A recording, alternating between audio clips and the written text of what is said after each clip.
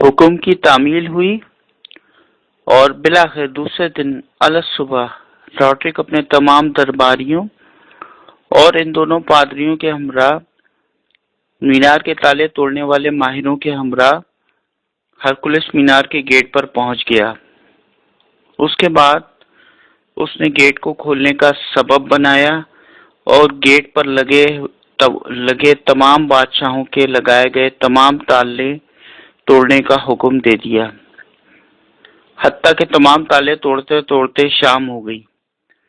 Get کے تالے ٹوٹنے کے بعد جب وہ خزانے والے کمرے کے اندر داخل ہوا تو اسے وہ کمرہ خالی ملا اور اس میں کوئی خزانہ وغیرہ نہیں تھا۔ البتہ دیوار پر پارچمنٹ کے ایک رول پر ہرن کی کھال سے بنی ہوئی ایک بہت بڑی سی پینٹنگ لگی ہوئی تھی۔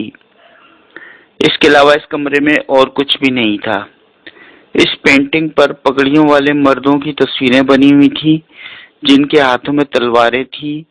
اور ان کے سر پر لہراتے ہوئے نیزے بھی تھے۔ یہ رول ایک ہرن کی کھال سے بنا ہوا تھا اور اس پر یہ ڈرائنگ کسی پرندے کے پر سے بنائی گئی تھی۔ غور کرنے سے معلوم ہوا کہ اس ڈرائنگ میں ایک جنگ کا نقشہ پیش کیا گیا تھا جس میں گوتھک افواج کے تعاقب میں مسلم افواج ہیں اور ایک سفید گھوڑا جو کہ راڈرک کے فوجی گھوڑے سے مشابہ تھا اور اس گھوڑے پر سوار سپہ سالار کا حلیہ بھی وہ راڈرک کا ہی تھا۔ اس ڈرامائی پینٹنگ کے نیچے یہ لکھا ہوا تھا: اس تصویر میں جو لوگ دکھائے گئے ہیں وہ عرب ہیں اور وہ جب اس محل کے تالے ٹوٹیں گے تو وہ اس جزیرے پر حملہ کر کے اسے پوری طرح سے مسخر کر دیں گے۔ جب راڈرک نے یہ سب منظر دیکھا تو بے حد خوفزدہ ہو گیا۔ اس نے اپنے کیے سے توبہ کی اور گیٹ بند کرنے کا حکم دے دیا، مگر اب وقت گزر چکا تھا اور قیامت کی وہ گھڑی راڈرک اور اسپانی کے سر پر آ کے کھڑی ہو گئی تھی۔ جب ڈونا فلورنڈا کا بھیجا ہوا وہ سڑے ہوئے انڈے کا پیکٹ ڈونا فلورنڈا کے والد کاؤنٹ ڈان جولین کو ملا تو وہ سمجھ گئے کہ ان کی پیاری بیٹی کے ساتھ ظلم کا کیا حادثہ پیش آیا ہے۔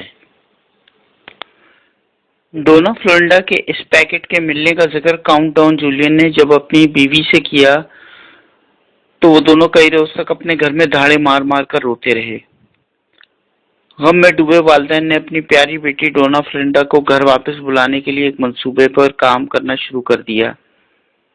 تاکہ وہ اپنی پیاری بیٹی کو اس یرغمالی سے چھٹکارا دلا کر اپنے گھر واپس لا سکیں۔ اس مقصد کے لیے کاؤنٹ ڈان جولین نے بادشاہ راڈرک سے ملنے کا پروگرام بنایا اور وہ ٹولیڈو پہنچ گئے۔ شاہی محل میں پہنچ کے کاؤنٹ ڈان جولین نے راڈرک سے انتہائی مہارت اور بناوٹ کے ساتھ پرمسرت ماحول میں ایک ملاقات کی۔ کاؤنٹ ڈان جولین اپنی اس اہم ملاقات میں راڈرک کو یہ تاثر دینے میں کامیاب ہو گئے کہ وہ اپنی پیاری بیٹی ڈونا فلورنڈا کے ساتھ پیش آنے والے ظلم کے واقعے سے قطعی طور پر لا علم ہیں۔ کاؤنٹ ڈان جولین نے راڈرک کو سب سے پہلے اسپانیہ کا نیا بادشاہ بننے کی پرمسرت مبارکباد پیش کی اور کافی دیر تک چائے کے دور کے ساتھ ساتھ گپ شپ اور ہنسی مذاق بھی کرتے رہے، اور انہوں نے اپنے کسی بھی عمل سے راڈرک کو یہ ظاہر نہیں ہونے دیا کہ وہ کتنے ٹوٹے ہوئے ہیں اور دل سے دکھی ہو کے ٹولیڈو آئے ہیں۔ اس ملاقات کے آخری حصے میں کاؤنٹ ڈان جولین نے اپنے ترک کا آخری پتا بھی پھینک دیا اور راڈرک سے عرض کی کہ ان کی بیٹی ڈونا فلورنڈا کی والدہ کی طبیعت ایک عرصے سے خراب چلی آ رہی ہے۔ مختلف طبیبوں سے ان کا علاج کروا رہے ہیں مگر انہیں اب تک آرام نہیں آ رہا اور وہ مرنے سے پہلے اپنی پیاری بیٹی ڈونا فلورنڈا سے ملنا چاہتی ہیں۔ اگر آپ اجازت دیں تو وہ چند روز کے لیے ڈونا فلورنڈا کو اپنے ساتھ گھر لے جائیں تاکہ وہ اپنی ماں سے مل سکے۔ راڈرک پہلے تو بہت سٹپٹایا اور پریشان ہوا کہ اب وہ کیا کرے، اور پھر کچھ سوچنے لگا اور پھر اس نے کہا کہ میں ایک شرط پہ ڈونا فلورنڈا کو آپ کے ساتھ بھیج دوں گا کہ اگر آپ اپنے واپسی کے سفر میں تنجیس کے شکاری باز بھی اپنے ساتھ لے کے آئیں جو کہ پوری دنیا میں شکار کرنے کے لیے بے حد مشہور ہیں۔ اس پر کاؤنٹ ڈان جولین نے راڈرک کو اپنا وہ تاریخی جملہ ادا کیا جو کہ آج تک تاریخ کی کتابوں میں درج ہے: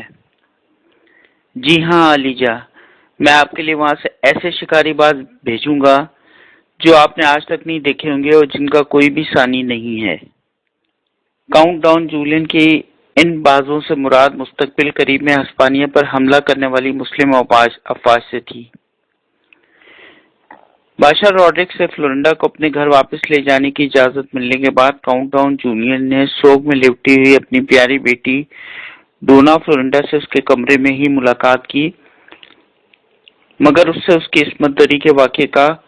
کی کوئی بات نہیں کی، بس اسے صرف اپنا سامان باندھ کر گھر جانے کا اشارہ کر دیا اور اپنے سپاہیوں کو کمرے سے اس کا سامان اٹھانے کا حکم دے کر خود کمرے سے نکل گئے اور شاہی محل کے باہر کھڑی اپنی بگھی میں آ کر بیٹھ گئے اور اپنی بیٹی کا انتظار کرنے لگے۔ دوران سفر ان کی بیٹی ڈونا فلورنڈا نے روتے ہوئے اپنے والد کو اپنے ساتھ پیش آنے والی زیادتی کے واقعے کی تفصیل سے آگاہ کیا اور بتایا کہ کس طرح سے بادشاہ نے اس کی مجبوری سے ناجائز فائدہ اٹھایا ہے۔ اس واقعے کی تفصیل جاننے کے بعد کاؤنٹ ڈاؤن جولین شدید غصے میں آ گئے اور انہوں نے ایک انتہائی قدم اٹھانے کا فیصلہ کر لیا۔ کاؤنٹ ڈاؤن جولین نے بادشاہ روڈرک سے بدلہ لینے کا فیصلہ کر لیا اور اسے تخت و تاج سے بے دخل کرنے کے منصوبے کے بارے میں سوچنے لگے۔